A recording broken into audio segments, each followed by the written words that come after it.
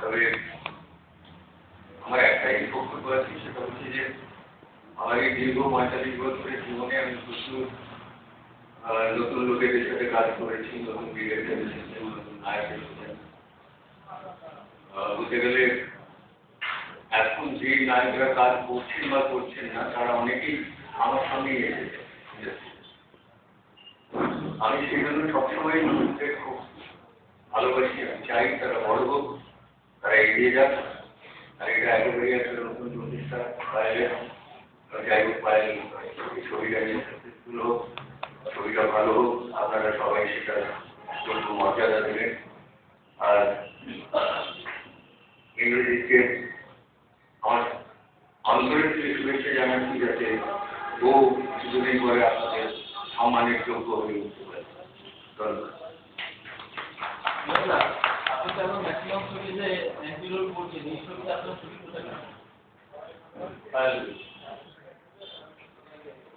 তবে আমি সব ছবিটা একটা ল্যান্ড রোল করছি না, যাতে আমি ল্যান্ড রোল এখন অ্যাভয়েড করছি।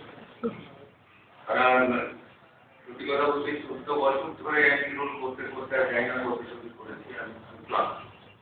তোমাদের একটা তকমা করে দেওয়া হয়, সেটা চিরকালই হয়, সেটা এই ইন্ডাস্ট্রিতে চিরকালই হয়ে এসেছে।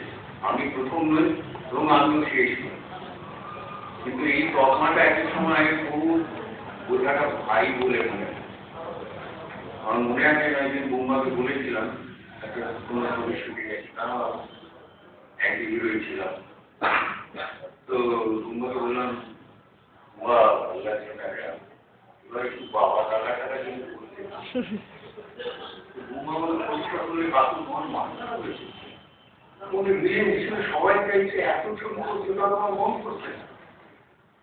এবার বলছি যে একজন শিল্পীর মন তখনই করে যখন সে সব রকমের চরিত্রে সাকসেসফুল হতে পারে। হ্যাঁ, হয়তো আমি কিছুটা সাকসেসফুল হয়েছি ভিলেনের চরিত্র করে, কিন্তু এক সময় তো আমি হিরো হিসেবে ছিলাম, সেটা শুনেছি। এবং আমার ঘরে